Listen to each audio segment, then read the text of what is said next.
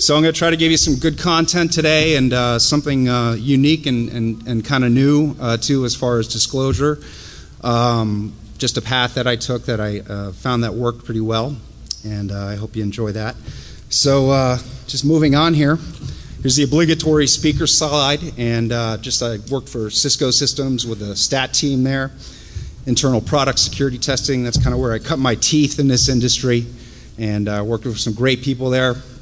After that, did Tipping Point, then worked with some nonprofits and independent security research. Now I work with the University of Florida in a health science center, which is a teaching hospital, and we face a number of tremendous challenges there, especially with medical device security and patching and upgrades. It goes way beyond compliance issues in that environment. So I founded the MedSec group on LinkedIn.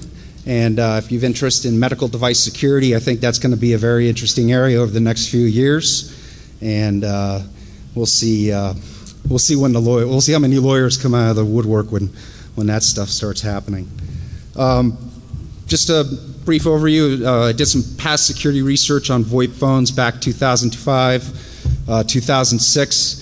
And if you saw HDM's talk, which is actually going on now in a skybox, so that's a consideration too. Just some basic VxWorks that he built on, which is great. And just a quick rant. So it's really nice to see some ladies here. Big hand for the ladies.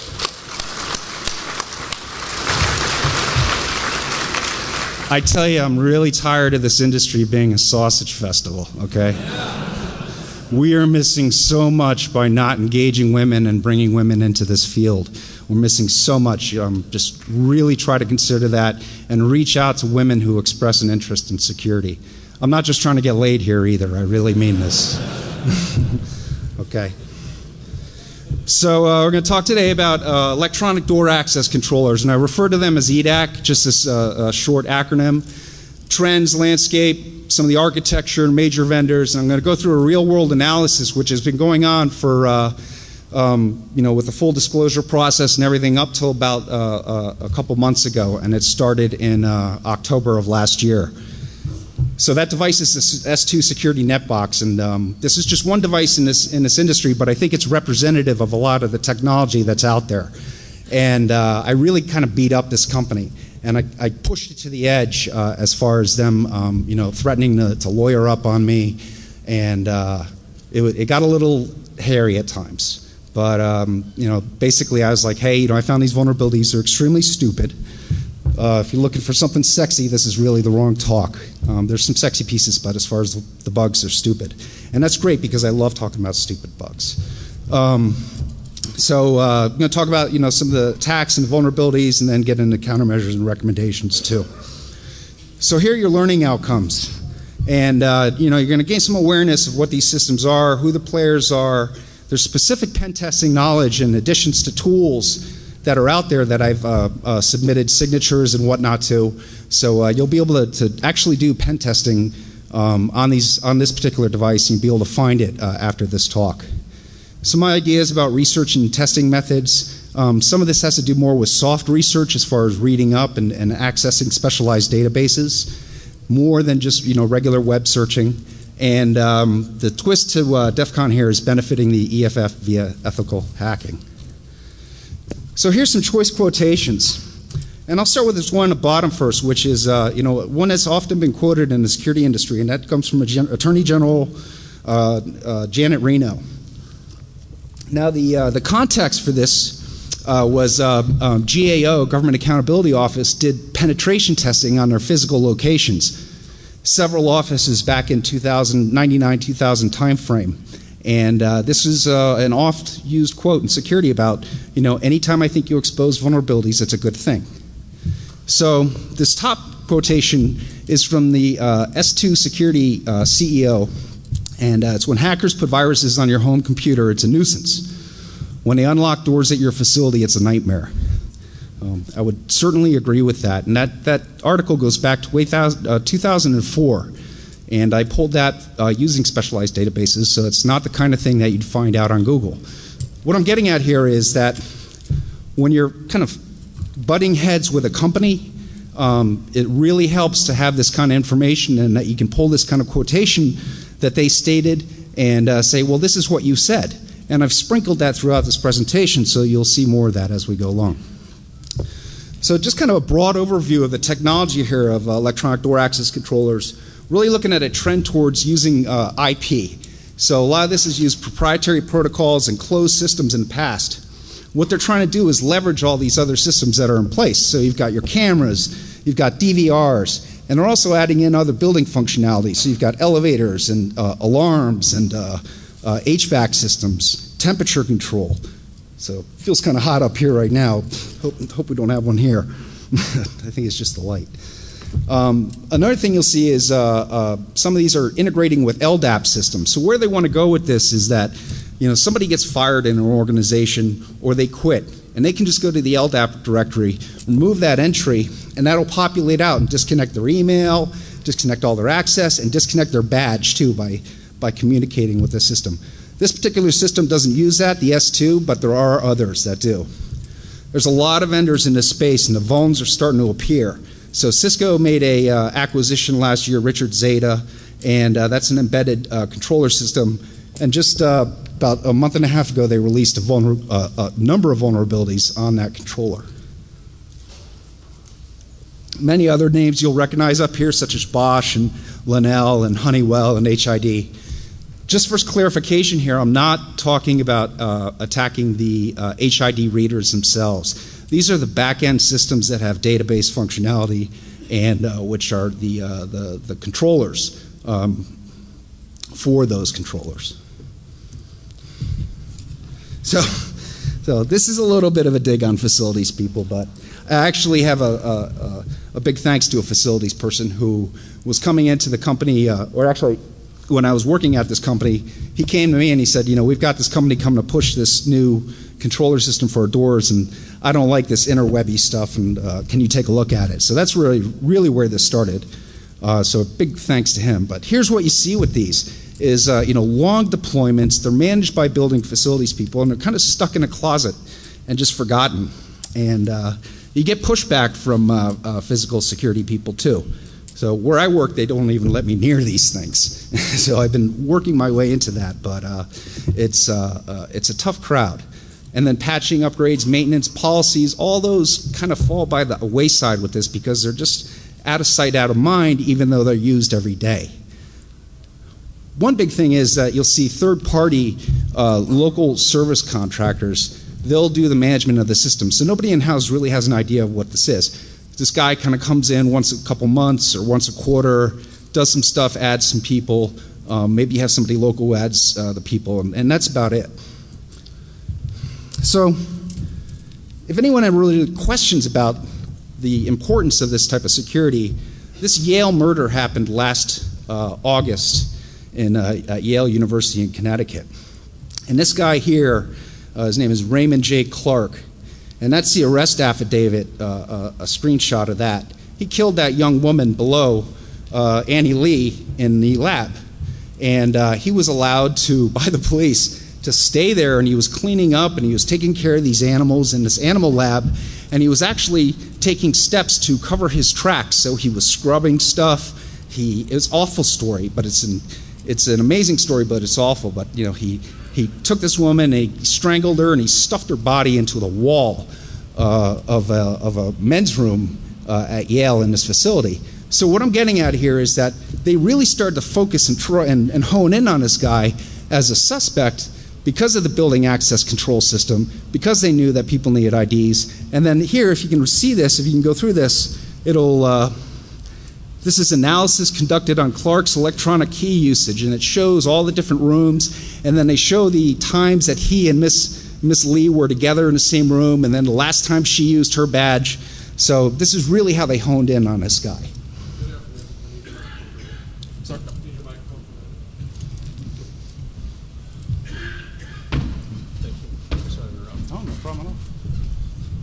Good afternoon. You guys were doing so well. I was so hoping not to have to come up here and do one of these. Somebody, or rather several somebodies, are stiffing Katie's. They're walking out on $100 plus bills. Let's apply social networking rules and make sure that doesn't keep happening, please. Because that's really kind of a dick thing to do. They're treating us really well, they're taking good care of us, and some of you are repaying them by walking out on, like I said, $100 plus bills. Please don't do that. If you did do that, please go back and pay your bill. Okay? Thank you. And it's not just once. This is like 7 or 8 people have done this.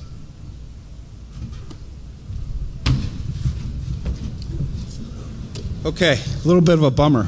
I got intimidated by him coming up on a stage. So I highly recommend that you go out there and get your bill. And I would say that there's video of all this too around here in case y'all weren't thinking and you were just dumbed up on booze and a hangover and at a HackerCon. So this whole place is videotaped, every move. So they may just very well go back and track you guys. So go beg for forgiveness. Okay, moving on. So, like I said, I'm focusing on a particular vendor. I actually thought that they were coming up to tell me that lawyers got involved and I was pulled. Because we all know how well that works out, right? You know, you're gonna triple my income potential and make me infamous. Perfect. I'm gonna start looking at boats. So one thing that's interesting in this space, in this industry, is that there's a lot of rebranding of these boxes. So this box is sold under multiple brand names. It's built by S2 Security and marketed as a NetBox. Then it's distributed by Lanier and rebranded as the eMerge 50 and 5000 platforms. And then it's resold by Sonitrol, which a lot of people are familiar with Sonitrol. You may even have that at your house as a service. And it's rebranded by them as a commercial door access control, physical control service. So they come in, they manage the box, they deploy it. This is the actual box itself, and it's really not much to look at. I mean, you know, mostly you've got the card, and that's the network controller piece, and that's really what I focused on. So it's probably not you know, much different than this badge in some ways. Thank you, by the way, EFF, for this. And I'll get to that too. But the application modules are what tie into the HID controllers. And again, you know, I focus on the network controller piece. This is the IP side that I'm attacking. Much smarter people than me, like, you know, Chris Pageant, for example, are working on the HID stuff. And that's just great. I mean, mad props to them. I'm just humbled to be in the same room. So here's an example of their S2 Security architecture. And you see how you have this head-in box here, and then it's tied in with the IP video cameras. And then here's a PC with a browser, which might be a guard station that logs in with a limited account. And so when somebody swipes in, through, comes in, their picture pops up, and a guard has a limited access and can view what's happening at that station. And then, you know, you have the World Wide Web here, VPN or WAN, and then might go to another site, a facility too, where you have another box, and this box is actually a head-in to, you know, perhaps that one, or even the, so they can act independently or they can network together. So when doing research on this, a lot of times, you know, it's real tempting to just jump into the packets, right? Fire the tools, let's get the signatures. One thing I really want to stress is that it's important to go out and do your research and do your reading on the company. So go through their security documentation, their case studies, their press releases. Of course, use the search engines.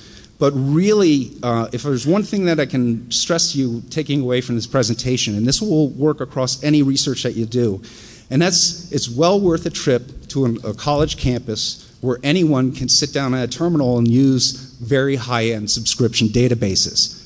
LexisNexis, ABI Inform, hundreds of others. And this is a hidden trove of information that you can get to, and anyone can use it. You don't have to be a student. You can just stroll into a university and ask the librarian for help.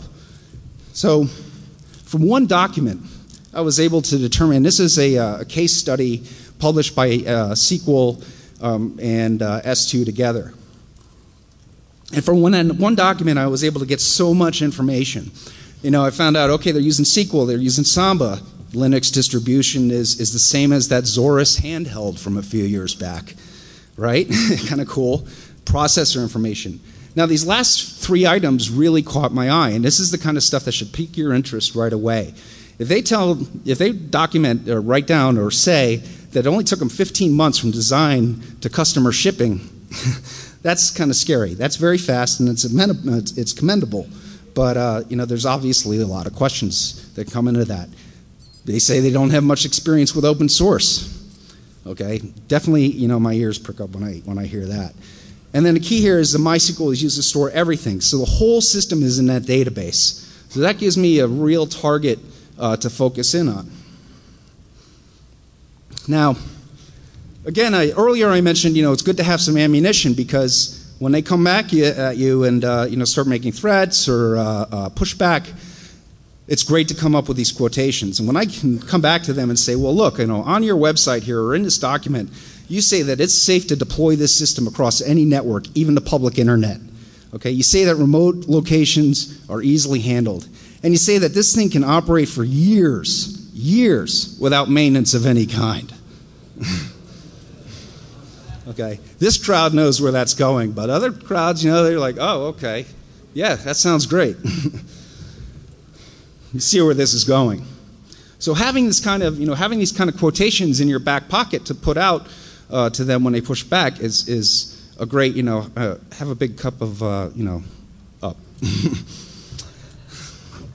So, going to dive into some of the components here of this netbox, and what we've got here is an HTTP server, and then a MySQL, and then later versions have Postgres. So obviously, as these devices go through different builds and they add more features, they're changing things up a bit, but those are the 2 databases that they use. Then they have this NMCOM custom application that they wrote, and I'm going to talk about that a little later, but that's a really interesting thing, and I think you'll like what I talk about there. And then, of course, you see like FTP and Telnet on security devices, right? So their HTTP server is the go-ahead web server, and in my opinion, it's a poor choice. So you're looking at 16 CVEs out there, and there could be more. I just stopped searching after a while. I was like, well, what else?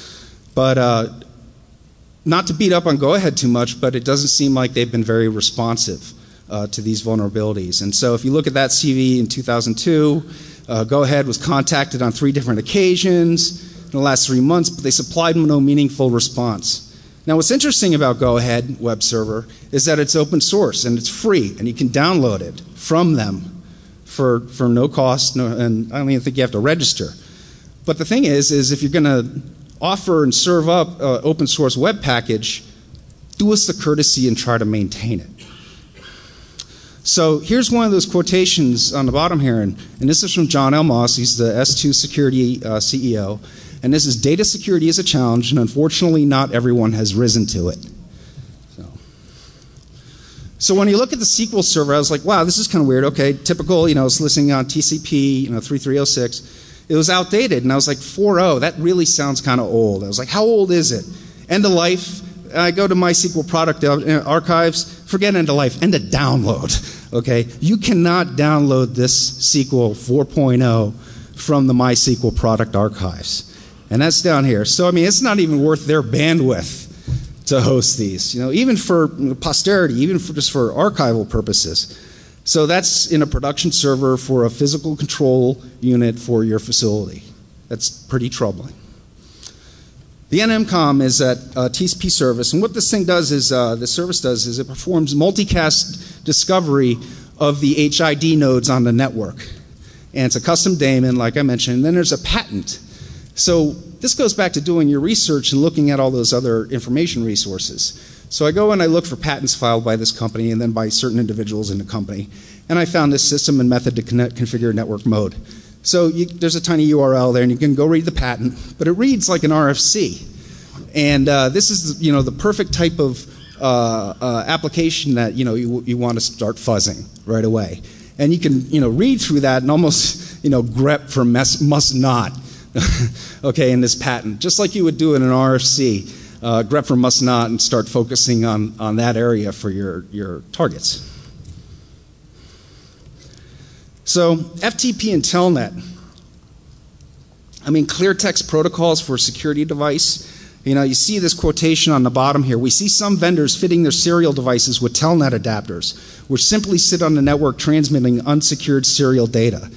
Yet in your own device here that you guys build, you have telnet to manage it, and by the way, that runs as root, and that's new. I haven't talked about that before, but there's diagnostic tools that are built into this system that you can access as an administrator. It'll give you a tarball of the diagnostic file that you would send to S2 for debugging and help.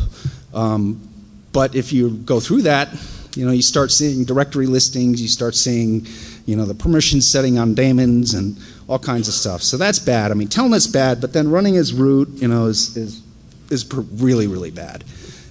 And then the security documentation you see here is they'll say, this is a screenshot. So network administrator task, on the FTP server, create a username, password directory.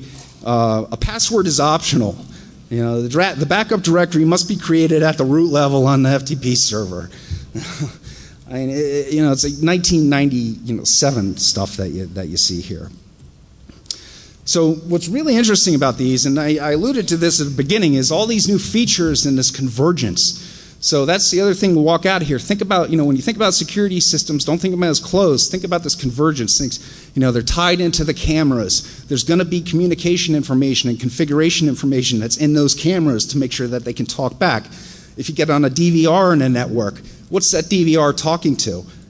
There's a lot of network devices that are going to be talking to these, and depending on the configuration and the licensing scheme, you'll come across this.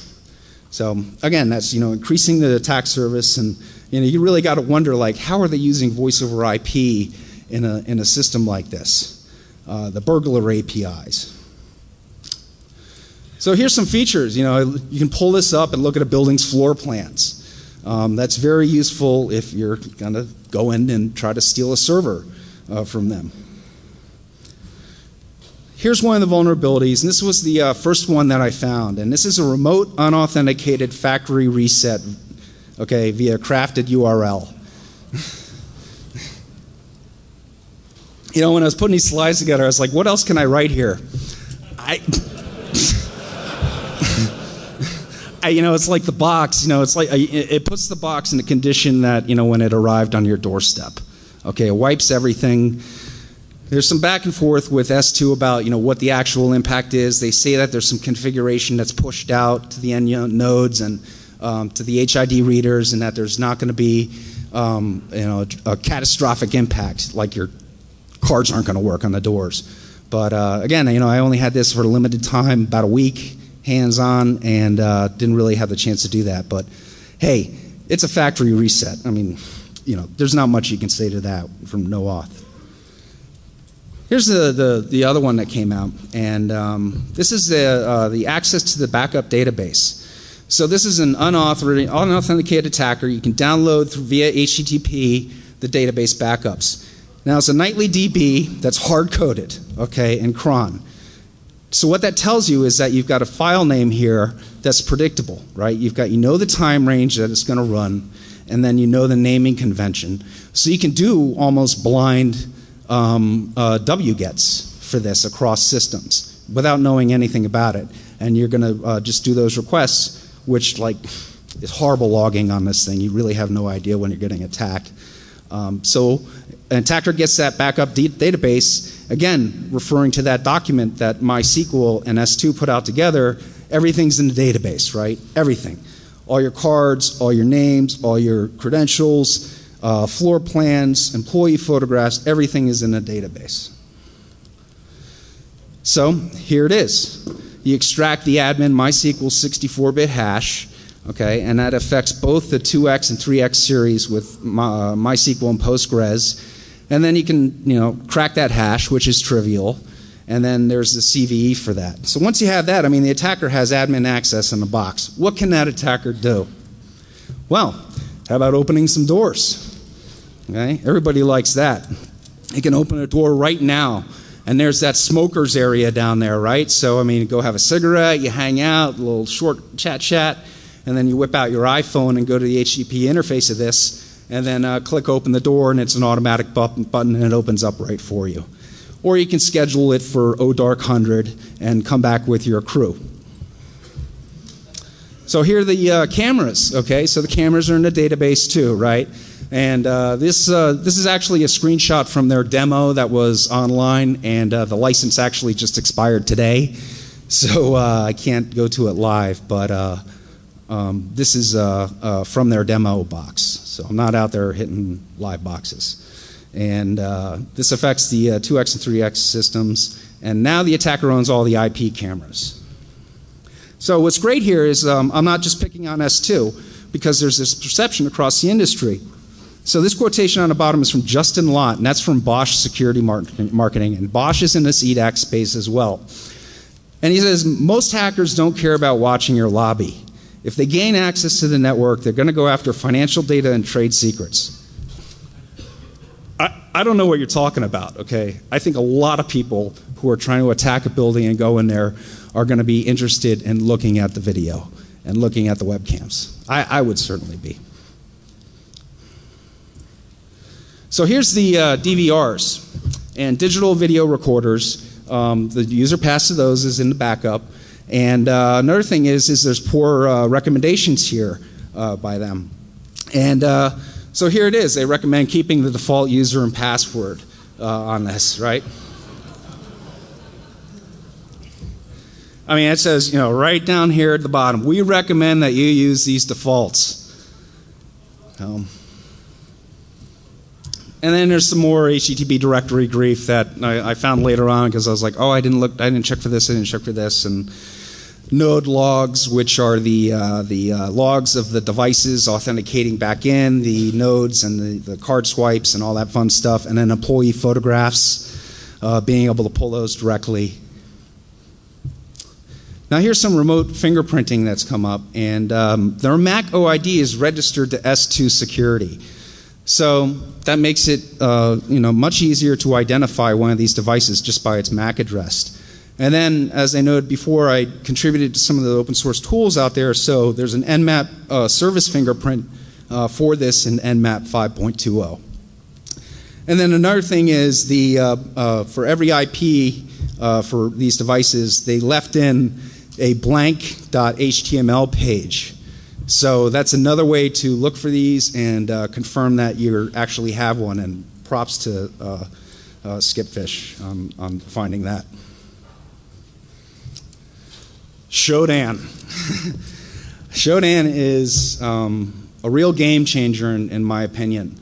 And I have to give huge props to Shodan on this because I was getting a lot of pushback from S2 about saying that they're difficult to find, that they're not on the internet and all that. And actually the two below that are direct quotations from them, which is, it's behind a firewall, accessible only by VPN, deep within the corporate network. Whatever that means, right? I mean, the front line is everywhere. We know that. So the targeted searches for this, unique fingerprint, and it's been going up. So back in March, there was 150 of these devices on the network that you could identify. Now there's 341. And then here's the search that I did today. So 341, and then here's the string that I'm doing. So here's the go-ahead web server, right? Looking for login ASP, the no cache, and the must revalidate, and then you see those strings showing up in the results down here. So I don't have internet access on this. I'm not going to click on any of these URLs, but I'm very, very confident that those are all Net2 boxes out there of some variant or another.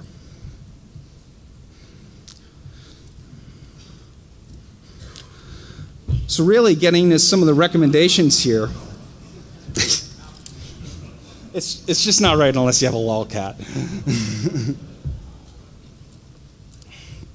Something that you don't think is a threat, you just bring it up and it's like an individual, right? It's like, oh, it's just some guy out there who got a hold of your box for a week, what could he do? What could he find? What impact could he have? How could he change our business processes? You never know, okay? But you get your nose, it's a whole nother story.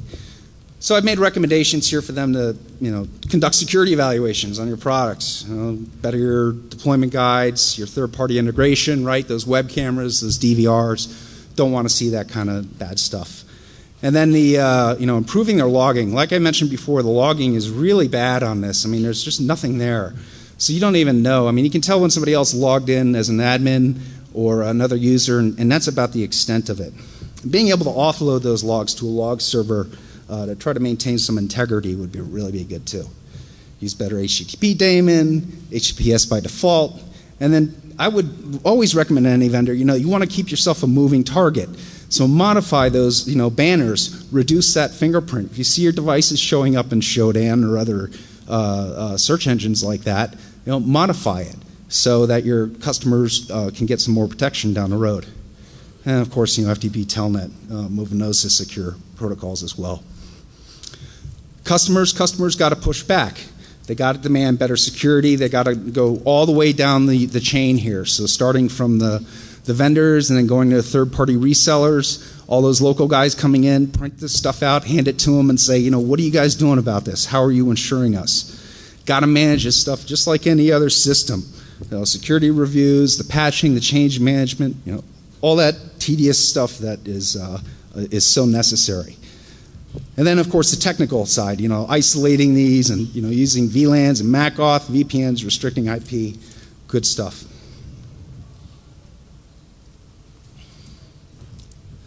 So one of the outcomes of this, and this was actually sent to me by a competitor of S2. And they said, hey, did you see this letter that went out to the integrators? And I was like, oh, that's interesting. And it's from John L. Moss, the CEO, to our system integrators. I have had a number of questions recently about how to secure network physical security systems, and I'm writing to address this important subject. So the threat, this may sound like paranoia, but it's not. There are thousands of people you don't know all over the world who are actively trying to break into your security systems right now. In a physical security world, we are not used to dealing with invisible threats from malicious people who don't know where we are and thousands of miles away. We have them. So it's great to see this kind of recognition from a company and reaching out to their integrators. But this was forced recognition of the problem. This letter is a result of me going out there, me letting CERT know about these vulnerabilities, communicating with CERT. Huge props to CERT, CERT CC and US CERT, because I couldn't have done it without them. And those guys pushed too. They pushed these guys, and it was great to see. But a problem with that, not with CERT, but with this letter, is that he goes down, he continues on, hackers bad. And then here's protecting your system, right? Which is great. So put your systems behind a firewall, change your passwords, use strong passwords, VLANs, VPNs, maintain your software. So that's great to see. But then up here, how we deal with vulnerabilities. And he says, S2 works with CERT, a nonprofit organization that responsibly handles vulnerability resolution. CERT, funded in part by DHS, learns about vulnerabilities. Well, the thing is they reference CERT, US CERT here, but I coordinated mainly with CERT CC. And so somebody who's a security person and reads this says, you don't even know who the organizations are that you're talking to, about this. So that's the kind of thing that we want to change. We want to make sure that when a company puts out a statement like this, that they actually are referring to the right people, security people who have assisted us in driving these issues to resolution. Got to give them the respect and where it's due. So back at CarolinaCon, which is actually a great conference, very intimate, highly recommend it, and those guys did a great job there. So they recorded me, and it found its way onto the web. And what I had made there is an offer, an open offer to any vendor in this space. And here's the offer. You make a donation to a nonprofit like EFF, and you get a tax deduction for that donation. Okay? In turn, in recognition of your donation, this isn't a quid pro quo, in recognition of your donation, which could be an amount based on, going back 10 years ago, the line was people spend more on their coffee budgets than they do on security. That's definitely not the case anymore, but with product security, it is in some cases. So I say, okay, give your coffee budget to EFF in the donation, or I'm also considering the political contributions done by the top executives. Okay, that's public information, and it's also free speech. Okay, on their side, if you're not following that at all, corporations now can give political contributions, and it's free speech, and there may not even be any disclosure at that.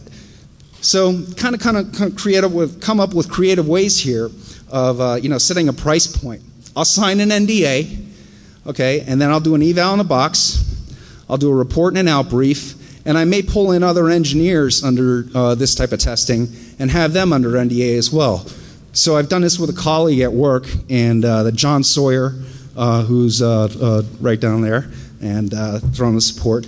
And it's great because having two minds is always better than one. And he complements a lot of my skills.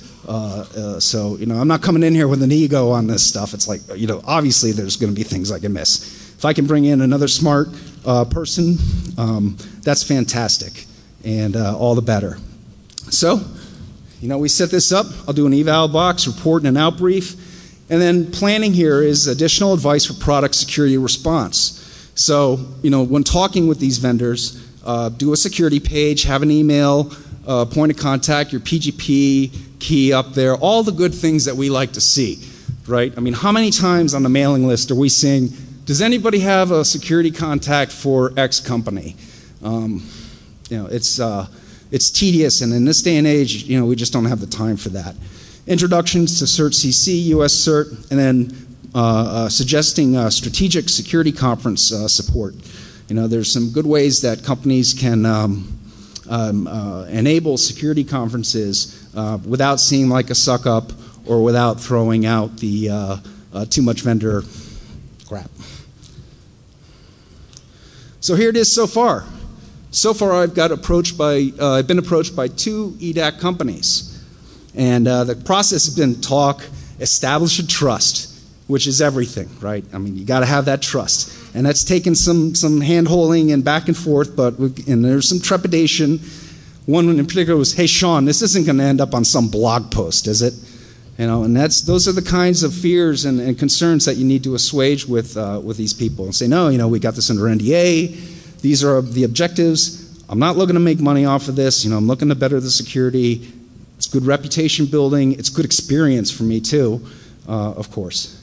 So the first company donated to EFF, and they enabled me to win this contest. There was plenty of other great people who supported me in this effort too. Props again to John Sawyer. He threw the flag out there and got some folks to contribute. But together we raised $2,560 for EFF just from this one evaluation and from the support of folks.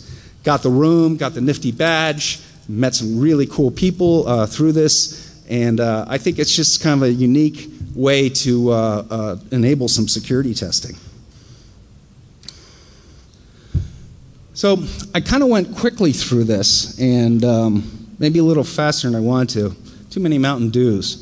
But I'm certainly open to any questions, and don't feel obligated to come up here now. I mean, I'm going to be around, so feel free to grab me. My contact information is here, and that's it.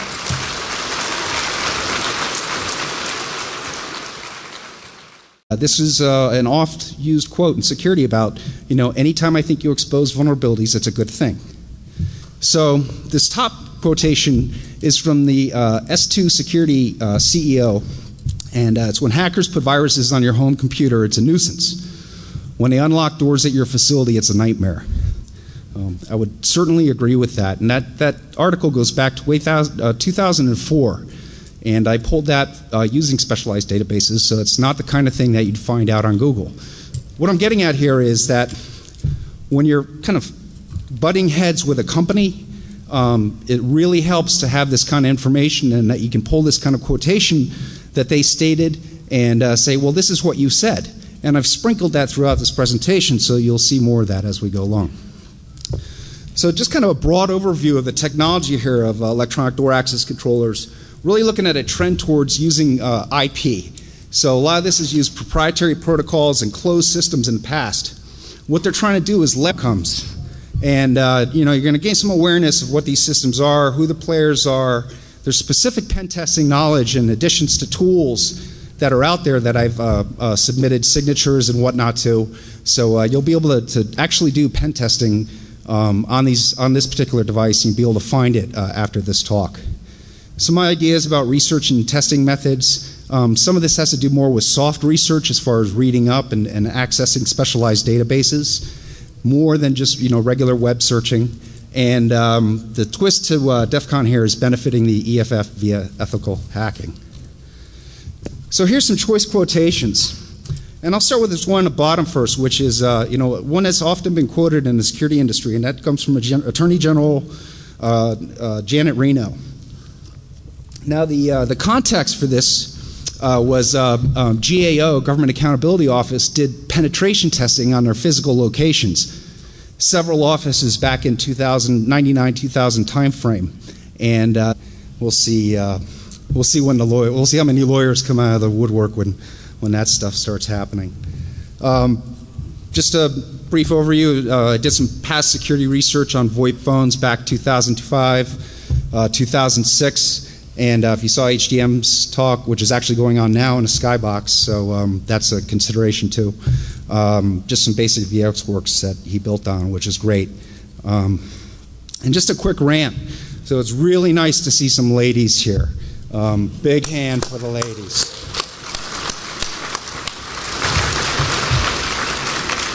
I tell you, I'm really tired of this industry being a sausage festival, okay?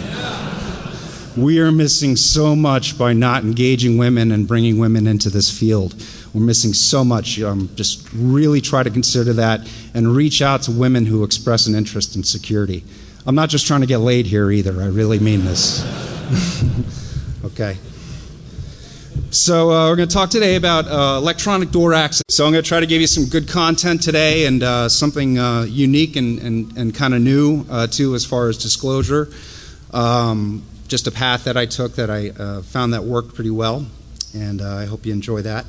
So just moving on here, here's the obligatory speaker slide, and I worked for Cisco Systems with a stat team there, internal product security testing. That's kind of where I cut my teeth in this industry, and worked with some great people there.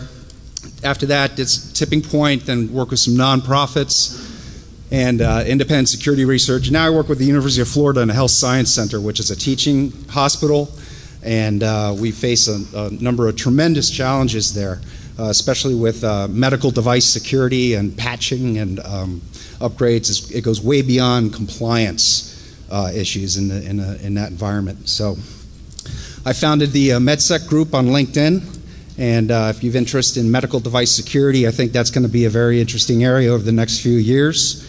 And as controllers, and I refer to them as EDAC, just this short acronym. Trends, landscape, some of the architecture, major vendors, and I'm going to go through a real-world analysis, which has been going on for, with the full disclosure process and everything up till about a couple months ago, and it started in October of last year. So that device is this S2 Security Netbox, and this is just one device in this industry, but I think it's representative of a lot of the technology that's out there. And I really kind of beat up this company, and I pushed it to the edge as far as them, threatening to lawyer up on me, and it got a little hairy at times. But basically, I was like, hey, I found these vulnerabilities. They're extremely stupid. If you're looking for something sexy, this is really the wrong talk. There's some sexy pieces, but as far as the bugs, they're stupid. And that's great because I love talking about stupid bugs. So I'm going to talk about some of the attacks and the vulnerabilities, and then get into countermeasures and recommendations too. So here you're learning out.